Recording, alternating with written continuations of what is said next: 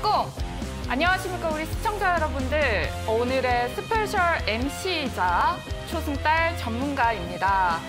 저는 아쉽게도 오늘 2위로 이 자리에 함께하게 됐는데요. 그래도 오늘 여러분들이 우리 앵커님의 부재로 아쉬운 점을 제가 모두 메워드리도록 하겠습니다. 오늘 여러분들도 많이 기대하셨던 전문가님과 함께하시게 될 건데요. 바로 주미남 전문가님입니다. 주미남 전문가님 안녕하세요. 네, 안녕하세요. 반갑습니다.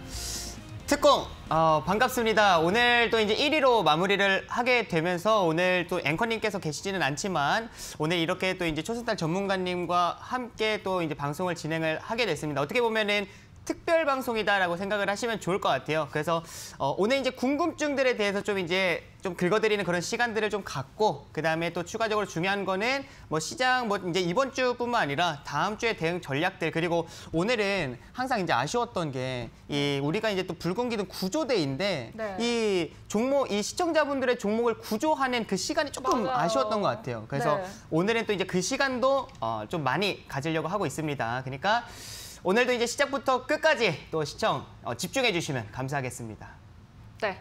오늘 아무래도 주미남 전문가님께서 말씀해 주신 것처럼 특별 방송으로 준비를 했고 우리 전문가님들이 또 원하시는 만큼 또 종목 구조도 많이 도와드리도록 하겠습니다. 그래서 오늘은요. 우리가 오늘 시황 그리고 우리 이제 붉은 기둥 특공대 끝나면 어떻게 하죠? 라고 하시는 분들께 걱정 마시라고 다음 주 또 전략까지 채우시고요. 그리고 종목 리뷰, 거기에다가 종목 구조까지 함께 도와드리도록 하겠습니다. 우리 이 방송이 끝난다고 해서 여러분을 떠나는 게 아니라요. 소통방 들어오시면은 여전히 저희와 함께 할 수가 있습니다. 아래에 참여 코드 나가게 됩니다. 아래에 카메라 켜시고요.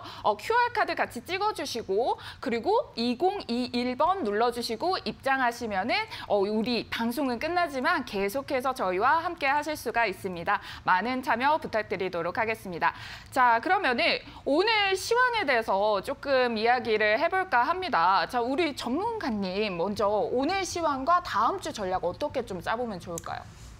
오늘 이제 시장부터 이제 좀 말씀을 해드리면은 오늘 시장 자체가 좀 전반적으로 좀 지지부진했던 이제 그 시장이었다라고 보실 수 있을 것 같아요. 물론 오늘 상승 마감을 좀 보여줬습니다. 장 시작하기 전에 그래도 미국 증시가 또 이제 반등하는 형태가 나타나면서 오늘 국내 증시 장 시작부터 분위기는 괜찮았고요. 그다음에 10시 반부터 또 이제 중국 증시가 개장한 이후에 다시금 이제 추가적으로 개장 이후에 추가 상승이 나와주다 보니까 우리 국내 증시 그냥 전반적으로 상승하는 추세가 좀 이어졌다라고 보실 수 있을 것 같습니다. 그래서 이번 주를 통해서 이제 다들 확인을 하셨겠지만 코스피 지수 같은 경우는 3,000포인트대에 지금 이제 좀 대기 매수세가 존재한다라는 걸 좀 확인하실 수 있을 것 같은데 오늘 이제 전반적으로 이제 또 외국인의 선물 수급까지 이제 좀 들어오게 되면서 오늘 전반적으로 좀 좋았던 것 같아요. 하지만 조금 아쉬운 부분은 지금 이제 4월 옵션 만기일 전에 그래도 좀 이번 주까지의 외국인 좀 파생 시장 쪽에 좀 포지션이 좀 중요할 것 같은데 좀 아쉽지만 아직까지 좀 하방에 대한 포지션을 좀 구축해 가고 있는 것 같습니다. 그래서 시장이 상승하는 거에 대해서는 조금 부담으로 작용하고 있다라고 좀 보실 수 있을 것 같고요.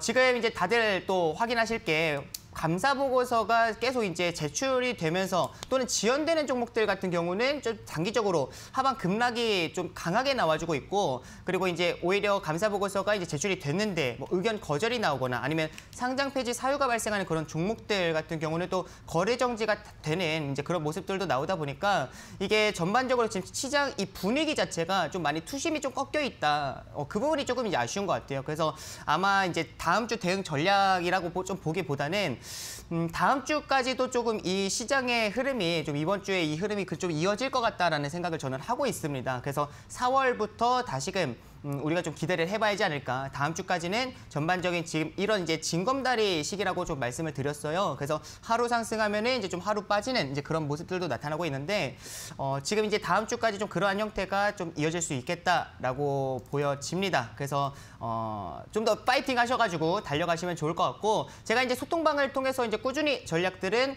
추가적으로 잡아드리도록 하겠습니다. 네, 초승달 전문가님은 오늘 시장 어떻게 보셨어요? 주민환 전문가님은 조금 의견이 비슷한 부분도 있어요. 아무래도 저도 계속해서 말씀드리는 게 또 실적 관련된 이야기를 좀 많이 드리고 있고요. 거기에다가 오늘은 좀 외국인 수급 이야기를 해주셨는데 제가 조금 더 분석을 해봤습니다. 일단 잠시 차트 통해서 좀 확인을 도와드리도록 할게요. 자, 지금 확인을 조금 해보시게 된다면은 오늘 확인을 해보셨을 때 지금 당일에 코스피 시장에는 외국인과 기관의 수급이 많이 들어와줬고 전일이랑 조금 다르게 코스닥 같은 경우에는 좀 수급이 약한 모습을 보였습니다. 자, 그러면 코스피 시장에 올라왔는데 그러면은 우리 코스피 시장 올라올 때마다 최근에 어떤 흐름을 보였습니까? 계속해서 삼성전자나 SK하이닉스 이런 것들이 많이 올라왔었거든요. 지금 보시게 되면은 삼성전자도 좀 약진하고요. SK하이닉스도 외국인의 수급 대비해서 조금 부진한 모습을 보였습니다. 그래서 제가 조금 추적을 해봤는데요. 과거랑 조금 다른 흐름이 뭐냐면 지금 이게 MSCI의 사우스코리아 ETF입니다. 확인해 보시게 된다면은 삼성전자의 지금 비중 자체가 가장 높게 포진하고 있는 부분이 확인이 되게 됩니다. 자, 두 번째로 비중이 가장 많은 게 SK하이닉스입니다. 그렇기 때문에 외국인 수급 전반적으로 약간 긍정적으로 보일 때는 이런 흐름들이 수급들이 다 외국인이 삼성전자랑 SK하이닉스, 그러니까 시가총액 상위 종목으로 움직이는데 오늘 같은 시장에서는 시가총액 상위 종목들이 약간 부진한 흐름을 보였습니다. 그게 어디로 갔나 확인을 했더니요. 보시면은 제가 지난번에도 누누이 말씀을 드렸었던 그 포스코와 같은 이런 건설주, 철강주, 인프라 투자에 대한 기대감이 놓여 있습니다. 이제 다음 주 같은 경우에는 시장에 이제 바이든이 3조 달러의 부양책 의견이 있습니다. 지금 시장의 차트 전반적으로 확인해 보시게 되면은요. 그래도 삼각 수렴인데 위쪽으로 보면은 고점을 낮추고는 있지만 아래 구간으로 보면은 저점을 이탈하지 않는 삼각 수렴형이 나오고 있습니다. 이런 경우에는요, 여러분들이 계속 아래쪽을 두드리다 보면은 아래로 떨어지는 거 아니야라고 우려를 하실 수가 있는데 조금 제가 앞당겨서 보여드리도록 하겠습니다. 자, 어디와 모양이 조금 비슷한가요? 보시면은 8월 달과 우리 대선 이전에 굉장히 불안감이 존재할 때 이때 10월, 11월 전의 흐름을 보시게 된다면은 똑같이 지금 보시면은 위에 고점을 낮추고 있고 저점은 깨지 않는 흐름이 나오고 있습니다. 이런 불안 요소, 노이즈들이 사라지게 된다면은 다시 한 번 더 상승을 해줄 수 있는 흐름을 가져가 볼 수 있기 때문에 시장에 놓여져 있는 노이즈들이 아직 방향성을 갈피를 잡지 못하고 있기 때문에 제가 다시 한 번 더 말씀드렸던 인프라 관련주라던가 우리 주민함님과 같은 의견으로 바라볼 수 있는 실적 관련주 위주로 하시면은 지금 장에서도 충분히 수익을 낼 수 있다. 이렇게 조금 말씀을 드리도록 하겠습니다. 네, 어떻게 좀 도움이 많이 되셨으면 좋겠는데 아무래도 가장 궁금한 게 다음 주 전략은 어느 정도 갈피가 잡혔고 우리 수익률 1위의 주민남 전문가님의 종목이 그래도 아직 나는 좀 못 팔았어요. 아니면 난 조금 더 보고 싶은데 기다리고 있어요. 하시는 분들이 계실 것 같아서 제가 조금 질문을 드려보도록 하겠습니다. 아무래도 이 이야기를 또 빼놓을 수가 없는데 우리 수익률 1위를 한 종목이죠. 바로 TS 인베스트. 요거를 조금 나는 더 보고 싶어요 하시는 분도 많이 계신 것 같더라고요. 그래서 이제 어느 정도 우리가 그때 이야기를 했을 때는 이제 IPO 뜨거운 시장에 대해서 이야기를 했는데 지금 좀 약간 그 테마가 사그라든 게 아닌가 싶어서 요 종목은 앞으로 어떻게 전망을 하실까요? 제가 TS 인베스트먼트를 이제 좀 말씀을 드렸을 때는 이게 크래프톤 이제 관련된 종목이다라고 좀 말씀을 해드렸죠. 특히나 크래프톤이 이제 새로운, 그러니까 추가적인 이제 이슈가 붙었던 게 이게 실제로 이제 나스닥에도 상장할 가능성이 또 이제 부각이 되면서 이게 이제 국내 상장뿐만 아니라 나스닥 상장에 대한 기대감까지도 좀 추가가 된 것. 그 모멘텀이 어찌 보면은 이 크래프톤 관련된 TS 인베스트먼트의 좀 상승에 대한 힘을 좀 넣어줬다라고 좀 보실 수 있을 것 같은데, 그래도 이제 이 종목 같은 경우 이제 목표가를 좀 도달을 하게 되면서 이게 전반적으로 이제 좀 수익을 챙기신 분들도 계시겠지만 그렇지 않으신 분들도 좀 계실 것 같아요. 그래서 TS 인베스트먼트 이제 차트를 좀 보시게 되면은 우선은 지금 딱 차트를 보시게 되더라도 제가 항상 강조해드리는 부분이 있습니다. 항상 이제 거래량에 대해서 좀 이제 말씀을 해드리는데 지금 앞전에 차트를 이제 좀 좁혀 보셨을 때는 앞전에 지금 이렇게 윗꼬리가 발생하는 그런 모습들이 좀 이제 나타나죠. 거래량, 대량 거래량이 발생한 그런 자리들에서 윗꼬리가 발생한 발생한 그런 모습들이 나타나고 있습니다. 근데 이게 지금 차트를 좀 이제 넓게 펼쳐 보셨을 때 그래도 아직까지는 이제 저점에 위치해 있는 상태에서 이제 좀 반등하는 초입 구간에 위치해 있기 때문에 지금 현재 TS 인베스트먼트 같은 경우는 윗꼬리가 발생하는 게 앞에의 매물들을 받아가는 상황이기 때문에 충분히 좀 긍정적으로 보실 수 있을 것 같고 지금 뭐 크래프톤이 아직 상장하지는 않았죠. 이게 이런 뭐 국내든 국외든 간에 IPO 관련된 종목들 같은 경우는 항상 제가 강조해드리는 부분이 있습니다. 이게 쿠팡 같은 경우도 이제 마찬가지기는 하지만 이게 실제로 상장하기 전에 그러니까 이게 이제 쿠팡으로 이제 예를 든다라고 하면은 쿠팡이 이제 상장을 하게 되니까 이게 오히려 이제 저희가 실제 이제 쿠팡에다 투자는 하고 싶은데 투자할 방법은 없고 그러다 보니까 이런 이제 관련된 종목들을 이제 우리 좀 눈여겨보고 그 종목들에 이제 좀 매수를 진행을 하는 거잖아요. 네, 근데 실제 이제 쿠팡이 상장을 하게 됐다라고 하면은 오히려 이제 모멘텀은 이제 꺼지게 되는 거죠. 그러니까 직접 투자를 할 수 있기 때문에 이게 쿠팡에다가 쿠팡이라는 이제 종목을 실제 우리가 매수를 진행을 하지 그와 관련된 종목들을 매수하지는 않습니다. 다만 이제 쿠팡이 예를 들어서 막 너무나도 이제 급등한 형태가 나와주면서 이 주가가 이제 좀 매수하기가 너무 부담스러운 자리에 있다. 네. 하면 이제 그럴 때는 이제 뭐 좀 이런 관련된 종목들로 이제 좀 수급이 돌 수는 있지만 그렇지 않다라고 하면은 조금 어려울 것 같아요. 그래서 크래프톤도 마찬가지입니다. 지금은 나스닥이든 간에 우리 국내 증시든 간에 아직 상장되지 않았기 때문에 지금 이 부분에 있어서는 아직까지도 모멘텀은 존재하고 있다. 이슈는 아직 끝나지 않았다라고 생각을 하시면 좋을 것 같습니다. 네, 아무래도 지금 차트 자체도 그래도 무너지지 않고 지지대를 받쳐주고 있고 말씀하신 대로 좀 기대감이 남아있기 때문에 조금 더 흐름 챙겨봐도 괜찮겠다 이렇게 말씀을 해주셨습니다. 자, 그러면은 이 종목에 대해서 다시 한 번 더 기대감이 불 때 어떻게 대응할지 혼자서는 두렵다라고 생각하시는 분들 계실 것 같은데요. 지금 바로 휴대폰에 카메라 꺼내셔가지고요. 바로 아래 하단에 나와 있는 QR코드 딱 찍으면 나오게 됩니다. 그러면 이제 코드 번호를 입력하라는 문구가 나올 텐데요. 2021번 누르시고 참여해 주시면은요. 우리 다음 주에도 방송은 못 보더라도 소통방 통해서 계속 함께 하실 수가 있습니다. 네, 그러면 제가 또 한 가지가 더 궁금한 게 있어요. 좀 질문을 드리고 싶었는데 아무래도 저도 이런 그 미얀마발 기사를 확인을 했거든요. 그래서 포스코 인터내셔널에 대해서 많은 분들이 또 궁금해 해주셨었는데 이 종목에 대해서 저도 어느 정도 기사를 확인을 했을 때는 이게 그렇게 큰 악재라고는 생각이 되지 않는데 지금 주가에서는 많이 반영이 됐다는 말이죠. 그래서 우리 투자자분들께서는 악재는 분명히 아니라고 해도 주가에서 이렇게 반영이 되면은 악재로 볼 수 있는 게 아닌가요? 생각하실 수 있는데 이 종목에 대해서 흐름을 조금 더 말씀을 해주시면 좋겠습니다. 포스코 인터내셔널 이게 말씀하셨듯이 이게 이제 미얀마발 악재에 대한 그 이슈 자체가 지금 이제 해소가 되지 않았기 때문에 이게 지금 이제 주가에 뭐 오늘 이제 2% 좀 조정이 나와줬습니다. 그래서 이거 오늘 2% 조정으로 인해서 지금 이제 많은 분들께서 지금 우려를 하시는 게 이게 이제 추가적인 악재 반영이 되면서 추가적으로 하락하는 거 아니냐라고 지금 걱정을 좀 하시는 것 같아요. 근데 포스코 인터내셔널 우선 이제 어제 좀 이제 말씀을 해드렸던 종목이잖아요. 네. 자, 이제 포스코 인터내셔널 이제 보시게 되면은 이제 차트를 보시게 되면 제가 어제도 좀 설명을 해드렸지만 이게 지금 추가적으로 이번 주 월요일부터 시작을 해가지고 3거래일 동안 강하게 조정이 나왔습니다. 근데 이 강하게 조정이 나올 때 중요한 거는 한 16% 정도 가까이 이제 좀 조정이 나와줬는데 이 포스코 인터내셔널이 이 미얀마 쪽에서 지금 이제 가스 사업 진행을 하고 있는 게 이 포스코 인터내셔널만 한 게 아니거든요. 한국가스공사도 함께 진행을 네네. 하고 있기 때문에 우리가 그와 이제 같은 한국가스공사의 주가도 좀 지켜보셔야 될 것 같아요. 근데 한국가스공사라는 이제 기업을 보시게 되면은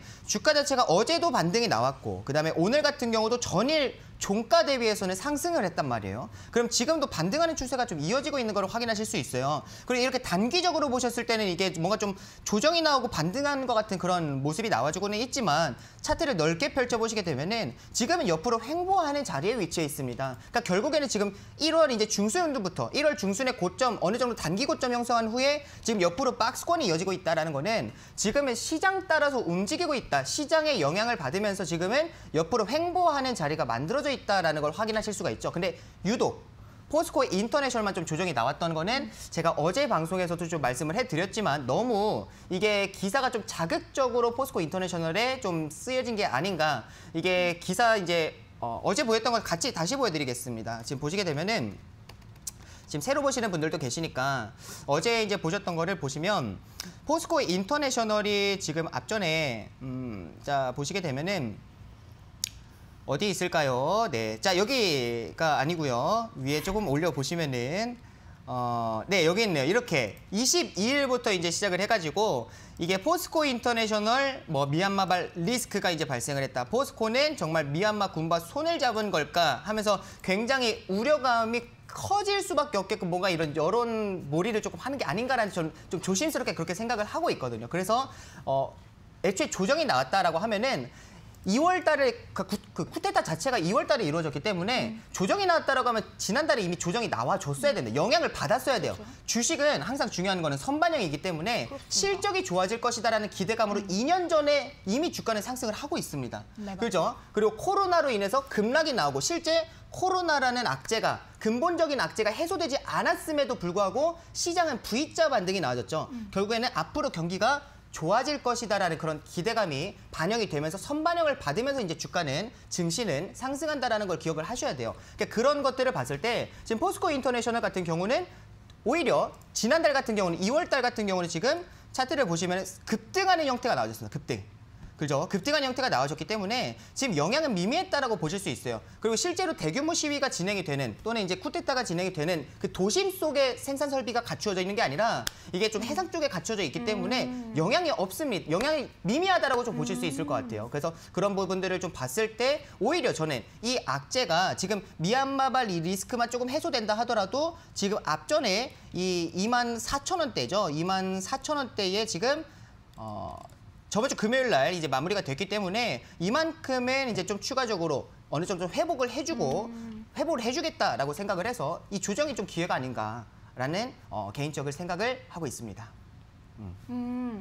이해가 이제 좀 납득이 더 시청자분들이 많이 가셨을 것 같아요. 좀 정리를 해드리자면 이런 미얀마발 사태가 이전에 2월에 미리 반영을 했었는데 시장에서는 지금 약간 노이즈를 야기하기 위해서 이런 흐름이 아닐까라는 이야기가 나와주고 있는 것 같습니다. 지금 차트상의 흐름으로서도 24,000원대 지금 매물자 장벽이 있기 때문에 이 구간으로 다시 한 번 더 회복해 주련다는 이런 긍정적인 이야기 해주셨으니까요. 혹시 보유하고 계신 분들 너무 크게 우려하지 않으시고 소통방 통해서 우리 전문가님과 함께 리딩 같이 진행을 해보시면 좋을 것 같습니다. 그러면 저는 이제 궁금증을 조금 해소를 했는데 혹시 주민함 전문가님이 보시기에 굳이 저희가 이번에 2주 텀으로 바뀌었잖아요. 혹시 그 전에 대한 종목에서도 이 부분은 꼭 시청자님께 궁금증을 해소해드리고 싶었는데 하는 종목이 있을까요?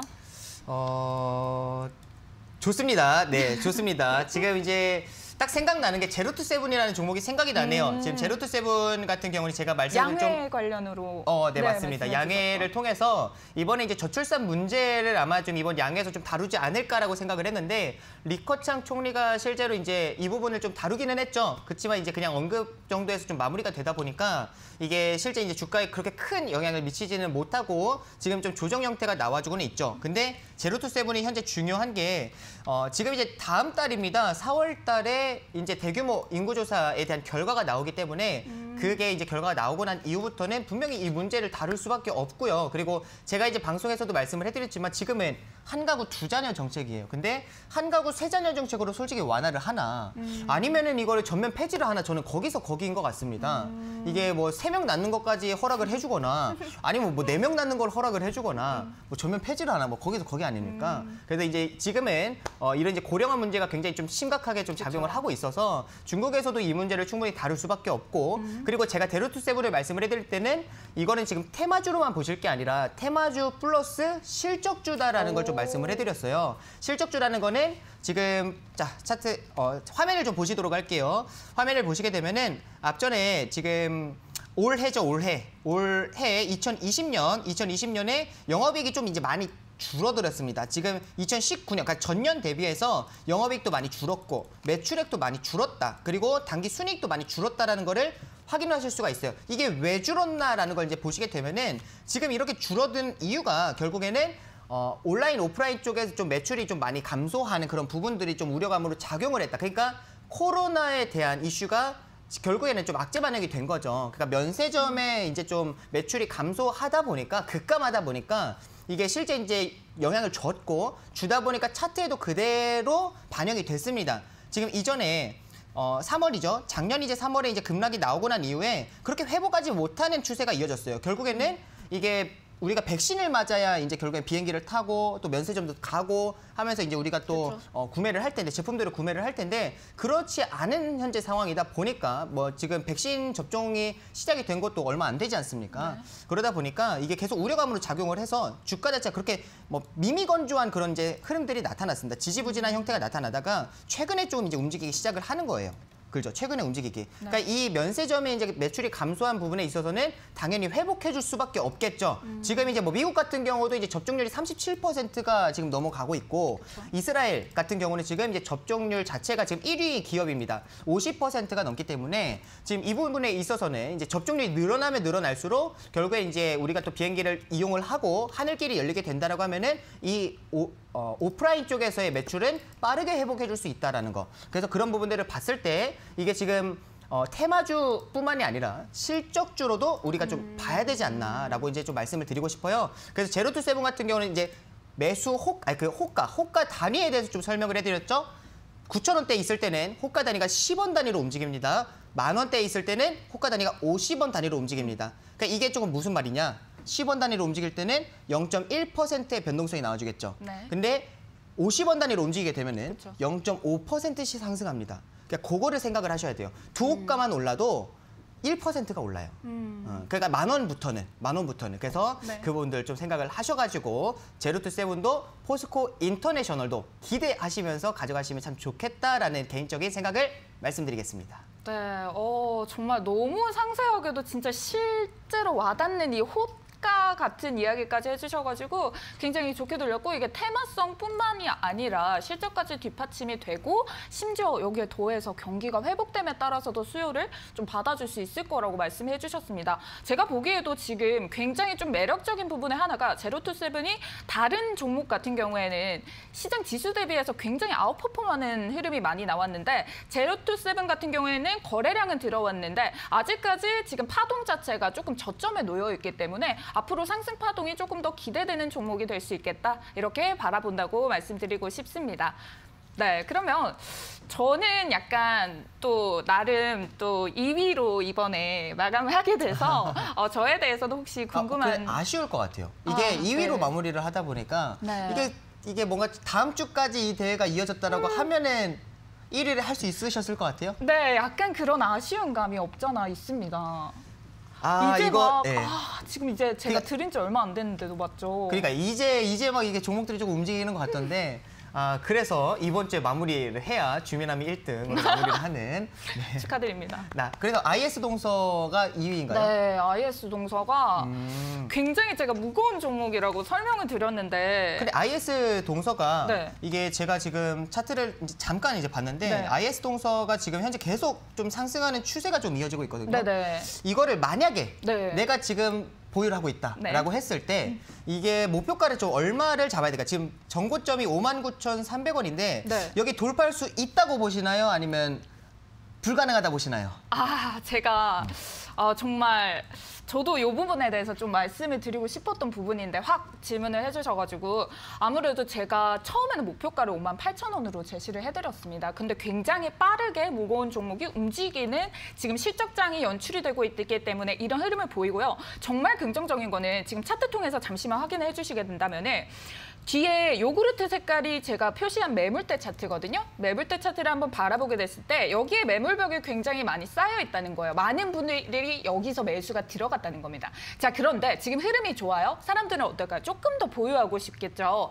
그런 흐름이 지금 매물대 벽도 돌파를 해서 지지를 받고 있고 제가 58,000원 부근이라고 제시를 해드렸었는데 지금 이 흐름을 보니까 오늘 딱 매물벽이 57,600원대 이전의 캔들 그러니까 지금 2월 22일과 23일에 형성했던 부분을 꼬리를 맞았다는 거죠. 그런데 지금 거래량을 보게 되면요. 수급들이 들어오는 흐름이 나오기 때문에 저도 목표가 가치를 58,000원 제시해드렸는데 오히려 전고점 말씀해 주셨던 59,300원대까지도 조금 더 지켜볼 수 있겠다라고 생각이 들고 있고요. 제가 굉장히 또 아쉬운 부분은 뭐냐면 지금 건설주로 움직임이 살짝 나오는 것 같은데 저는요. 이거를 건설업황이 호황을 일으키면은 건설 폐기물이 생기게 되고 이 폐기물 중에 고철을 또 판매를 하고 있습니다. 인선 ENT가. 이걸 자회사로 보유를 하고 있기 때문에 제가 아직 전망을 했었던 모멘텀들이 시장에 완전히 반영이 되지 않았는데도 흐름 자체가 긍정적으로 나오기 때문에 아까 전에 우리 주민남 전문가님께서도 주식은 언제나 선반영이 된다 이렇게 말씀을 해주셨잖아요. 그럼 지금 선반영을 받고 있다라는 거예요? 아니죠. 아직도 받지 않았는데 아직도? 미리 폐기물 이전에도 벌써 움직임이 나오고 있기 때문에 제가 바라보고 있는 모멘텀이 좀 남아서 우리 전고점까지도 우리 보유하고 계신 분들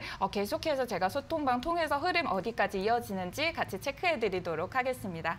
그러면은 6만 원을 59,300원이 뭐 6만 원이라고 치고 네. 6만 원도 돌파가 충분히 가능하다라고 지금 보고 계시는 거네요. 모멘텀과 수급적인 측면을 계속 확인을 해드리고 싶어요. 우선적으로는 이렇게 너무 급하게 잡아버리면 시장이 흔들릴 때 여러분들 목표가만 보고 수익을 실현을 못하실 수 있으니까 분할 매도 관점으로 좀 접근을 해주시면 6만 원 이후는 제가 그 이후는 소통방 통해서 마저 이야기를 드리도록 하겠습니다.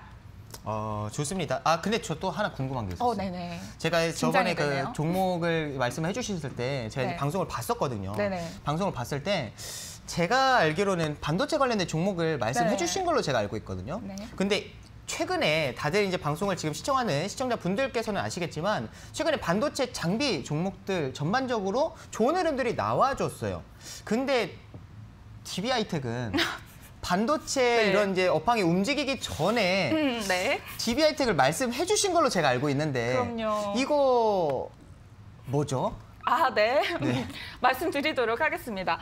제가 그때도 그 시장이 눌렸을 때 지금 2차 전지 수급이 반도체로 이동을 합니다라는 이야기를 드렸었어요. 그래서 그때 범 선생님과 함께 했는데 지금 시장에 반도체라고 이야기를 해주셨었거든요. 근데 실제로 반도체 종목이 바로 이 길부터 움직임이 나왔습니다. 그 부분에 대해서는 쾌재를 부르고 있었는데 아쉽게도 DB하이텍은 그에 비해서는 조금 아쉬운 흐름이 보였어요. 근데 여러분들이 생각하셔야 될 거는 새로운 이슈가 떴죠. 인텔에서 이제 파운드리 다시 하겠다라는 이야기가 나오면서 우리 증시에서는 반도체 장비주들이 호황을 보이겠구나라고 이야기를 했는데 자, 중요한 건 파운드리예요. DB하이텍도 파운드리란 거죠. 근데 혹시 그때 기억하실까요? 제가 8인치 웨이퍼라고 설명을 드렸었어요. 8인치 웨이퍼가 지금 시장에서 쇼티지가 나오고 있는 부분인데 지금 인텔이 파운드리 사업을 한다고 해도 당장 나 내일부터 가동 온! 이게 아니거든요. 그래서 아직까지는 수요 자체가 지금 기대감 때문에 장비주들이 올라가지 결국에는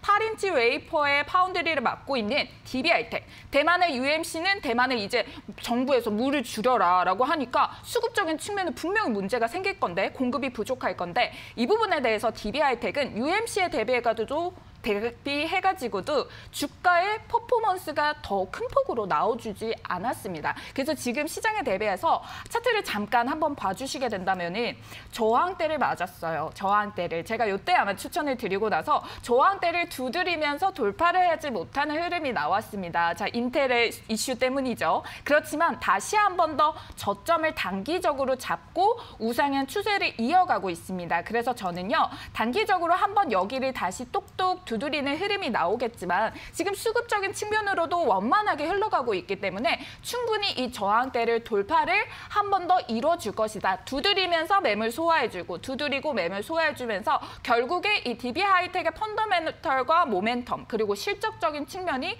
뒷받침되어 줄 것이다 라고 봐서요. DB하이텍도 여러분들이 큰 걱정하지 마시고 조금 큰 흐름으로 확인을 하시고 대응을 해주시면 좋겠습니다.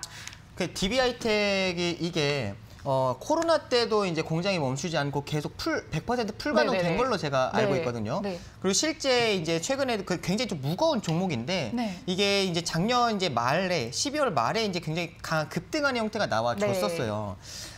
이거를 또 조심스럽게 여쭤보면은 네. 이런 흐름도 기대를 해볼 수가 있나요? 지금 이만큼의 퍼포먼스를 그러니까 다시 작년 12월에서 1월 달에 보여줬었던 지금 지금 제 화면을 보시게 되면은 네. 이 퍼포먼스, 지금 요 박스권에 그어져 있는 이 퍼포먼스가 네. 추가적으로 다시 나올 수 있을까요?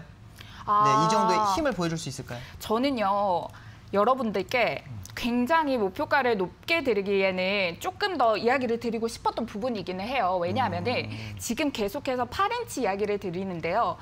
시장은 솔직히 2000년대부터 12인치 웨이퍼 공정으로 좀 변화를 했었거든요. 그런데 지금 쇼티지가 나오다 보니까 8인치 쪽에 굉장히 관심이 많이 쏠립니다. 그래서 장비주들이 먼저 움직이는 모습이 나왔어요. 그게 크게 보시게 되면은 서플러스 글로벌 차트 확인 한번 해보시게 되면은 제가 그날 무료 방송 통해서도 반도체 장비주 여러분 집중하셔야 됩니다. 하지만 이 관심주는 정방 통해서만 말씀을 드리겠습니다라고 이야기를 했었어요. 근데 그 강의 들으신 분은 조금 센스 있게 수익을 보셨을 수도 있을 것 같은데 바로 이 길에 급등이 나왔거든요. 바로 이 길에 15% 급등이 한번 나왔습니다. 그래서 어느 정도 시장에서도 지금 8인치 웨이퍼에 대한 관심도는 존재한다라고 보고 있기 때문에 DB하이텍이 결국에는 파운드리 쪽으로 실적이 나오고 있으니까. 그런데 우리 주민남 전문가님께서 말씀해 주신 것처럼 DB하이텍은 100% 가동률이거든요.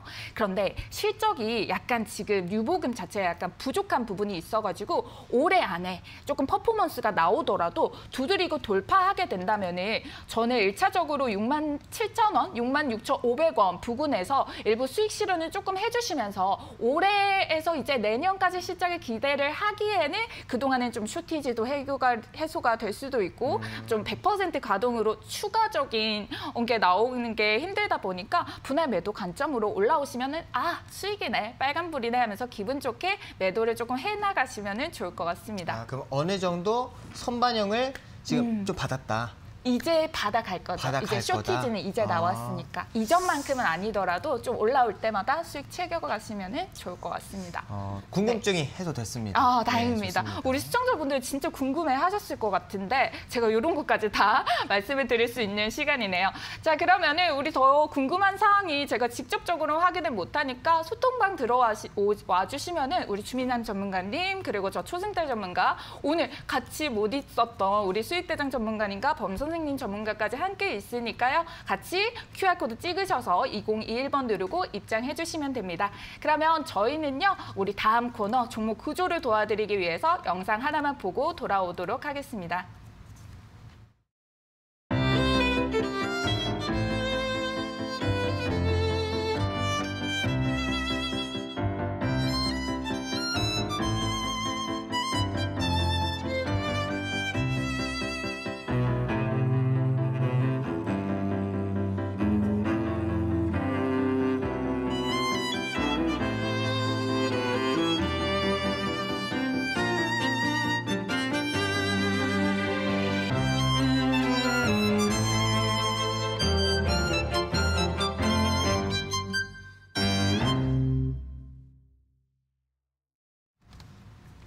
네, 다음 시즌이 이제 기대되는 시즌이 또 돌아올 것 같은데, 춘향이와 암행어사를 뽑는 이제 대회가 나오고 있잖아요. 지난번 대회에서는 조금 아쉬운 모습을 보였거든요.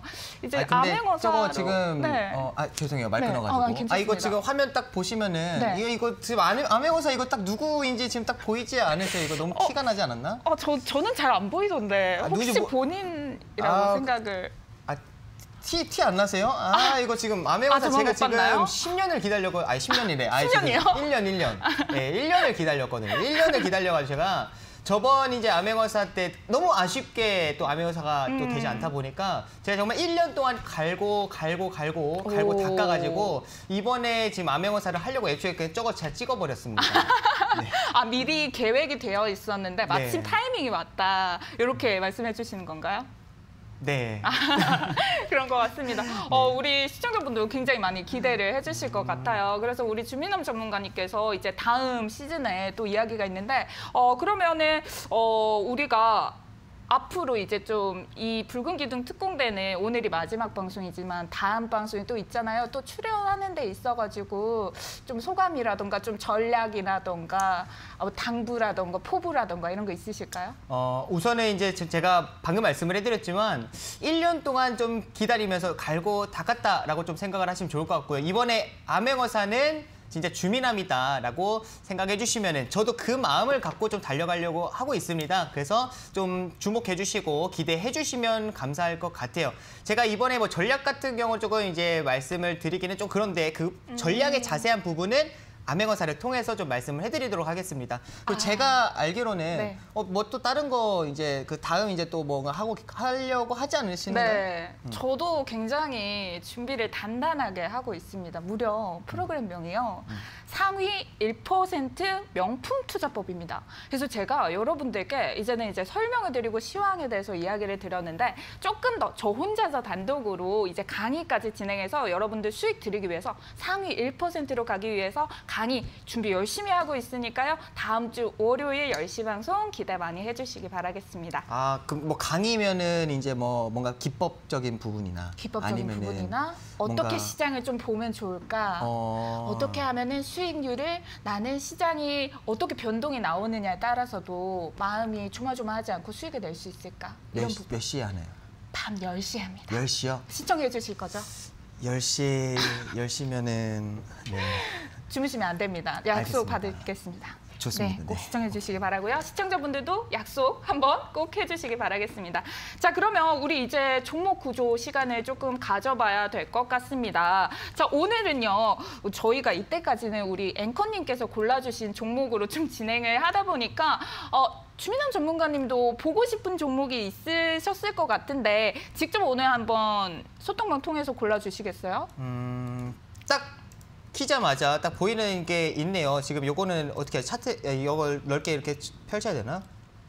이렇게 하면 되는 건가요? 자, 보시게 되면은 자, 여기 있네요. 지금 이제 화면 보여주시게 되면 이제 대한항공 27,500원 비중이 70%. 그러니까 비중을 딱 보자마자 이거는 좀 봐드려야겠다라는 생각이 들어가지고 지금 이제 대한항공이라는 종목이 평단이 지금 27,500원이신데 지금 비중이 70%나 돼요. 지금.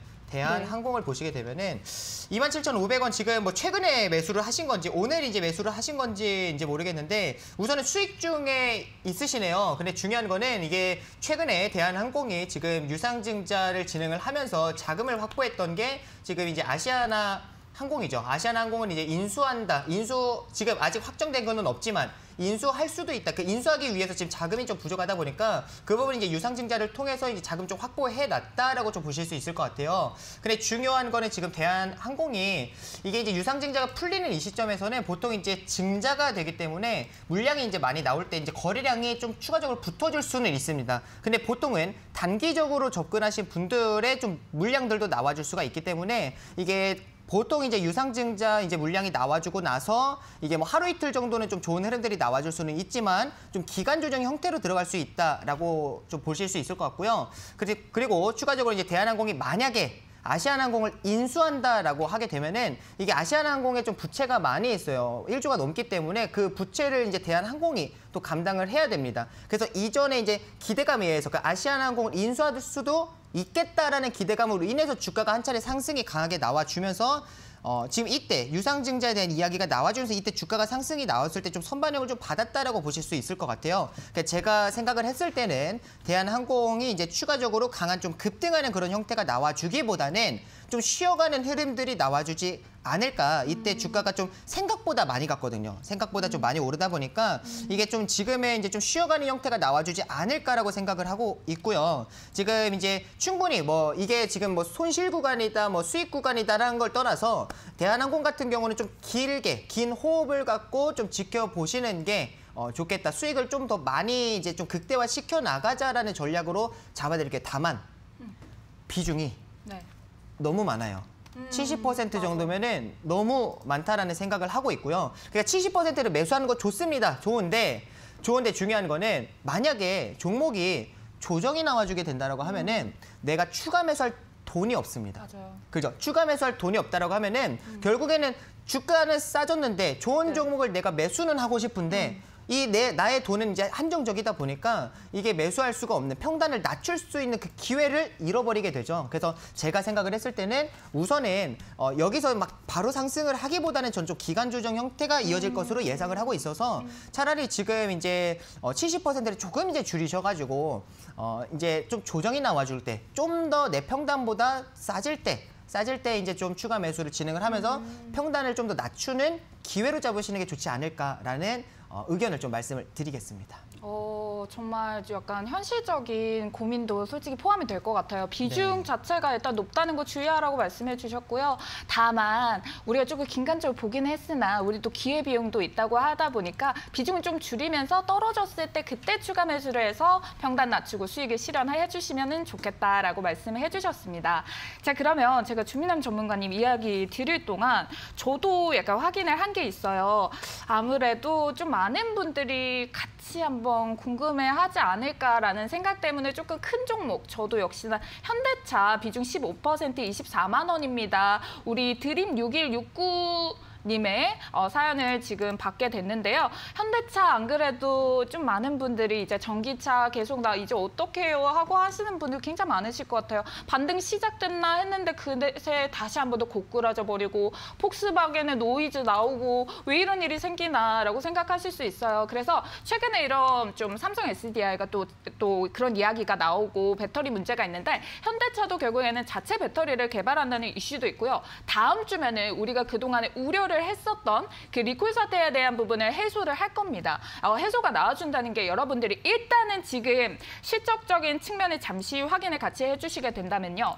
분기를 한번 보도록 할게요. 왜냐하면 다음 주부터 또 이제 4월에 1분기 실적 시즌이 오기 때문에 관심도가 높아질 것 같은데 20년도 이제 4분기보다는 이제 21년도에 약간 감소하는 모습이 보입니다. 하지만 크게 우려하지 않으셔도 되는 부분이 뭐냐면 바로 2분기에는 이전만큼의 조금 회복을 보이려는 모습이 다시 한 번 더 나오게 되는 부분이 있고요. 그리고 워낙에 현대차는 전기차 이슈도 있지만 수소차 관련한 이슈도 같이 또 포함이 되고 있기 때문에 저는 앞으로 친환경 중에서 우리나라가 기술력을 좀 보유하고 있는 수소 이런 쪽에 대해서 좀 모멘텀을 가지고 있으면 주가의 밸류에이션 자체를 조금 상향할 수도 있겠다라고 좀 전반적으로 업황을 보고 있기 때문에 우리 또 현대차는 여러분들 우리 아까 전에 6169님 또 단타하려고 들어가신 거 아니잖아요. 조금 긴관점으로 봐주셔야 되기 때문에 마침 딱 보유하고 있는 라인이 24만 원대가 매물벽에 그래도 또 많은 분들이 사신 곳이에요. 그래서 여기에서 일부 맞을 거예요. 근데 비중 자체도 조금 괜찮기 때문에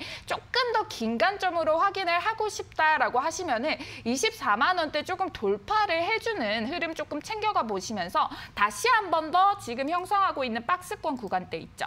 박스권 구간대로 오면은 여기서 등락 반복할 때 이탈하지 않는지 흐름을 한번 챙겨보시는 게 좋을 것 같습니다. 일단 현대차라는 게 다음에 또 이제 EV 관련된 친환경 신차도 올해 라인업을 굉장히 많이 보유를 하고 있기 때문에 분명히 다시 한 번 더 우리 드림님의 주가를 회복할 만한 기회가 오지 않을까 이렇게 생각이 됩니다. 자, 그러면 우리 주민남 전문가님도 혹시 미리 꼽아둔 종목이 있으실까요?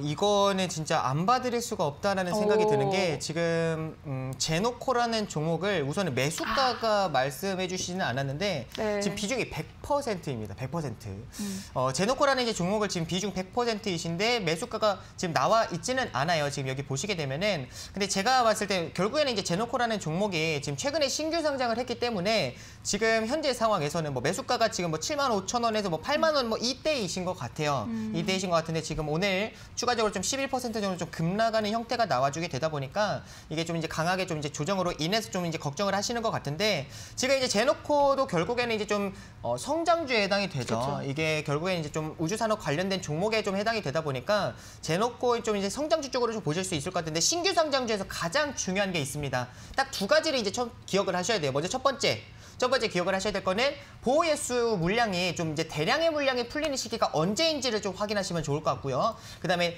두 번째 기억을 하실 거는 수급이 가장 중요합니다. 이게 모멘텀보다도 신규 상장주들 같은 경우는 이게 지금 캔들 같은 경우도 오늘까지 해가지고 캔들이 3개밖에 없습니다. 일본 캔들이 3개밖에 없기 때문에 뭐 추세가 어떻고 저쩌고 뭐 그런 거를 볼 수가 없어요. 볼 수가 없기 때문에 우선은 수급이 좀 이제 가장 중요한데 우선은 상장 당일날에 이제 좀 강하게 상승을 하고 난 이후에 지금 거래량이 조금 없는 가운데 좀 조정 형태가 조금 나와주고 있어요. 그래서 너무 걱정하시지는 말되 아직 뭐 저점이 잡히거나 추세가 전환이 되거나 그러한 형태는 나와주지 않았기 때문에 추가적으로 좀 하방 지금 63,300원을 이탈한다라고 하면은 추가 저점을 좀 경신해 나아갈 수가 있습니다. 그래서 지금 비중이 우선은 100%이기 때문에 수익권은 당연히 아니시겠죠. 지금 수익권은 당연히 아니실 거고 아마 손실 구간이실 텐데 여기서 비중 100% 지금 3번을 나눠서 매수를 하셨다라고 말씀을 하셨는데 분할 매수라는 게 그렇게 진행을 하시면 안 됩니다.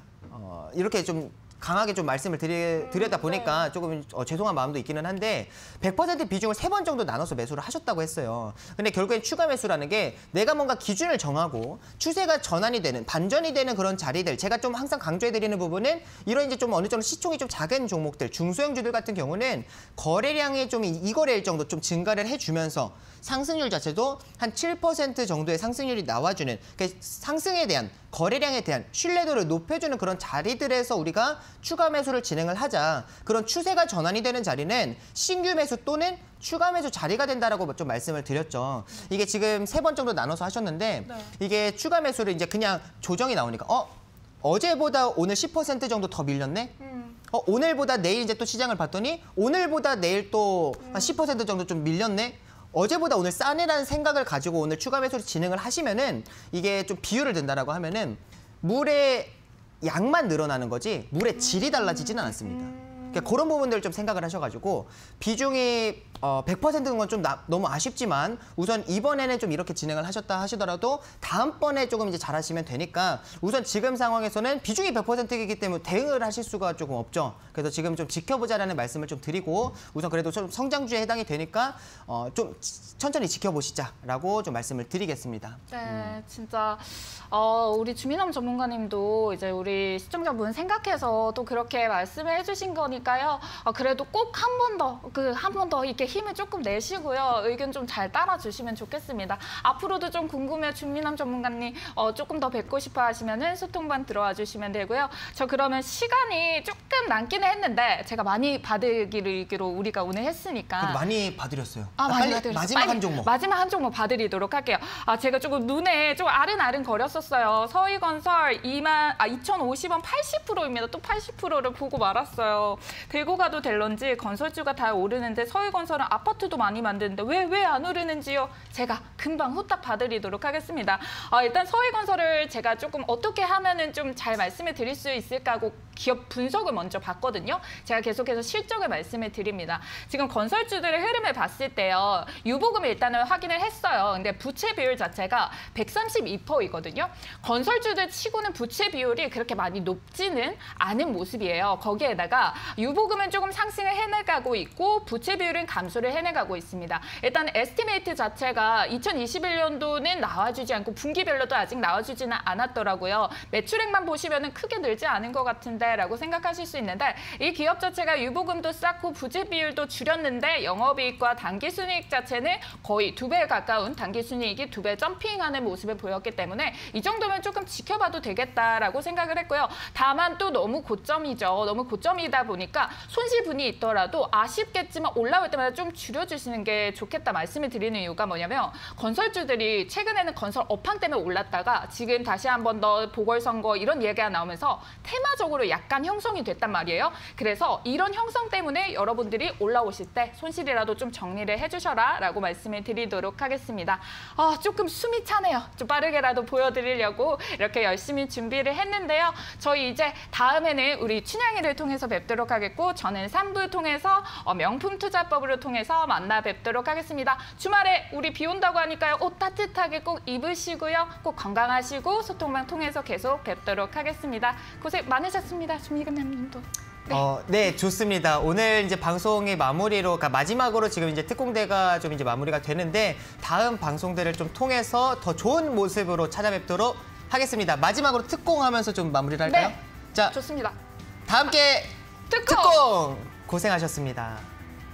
네.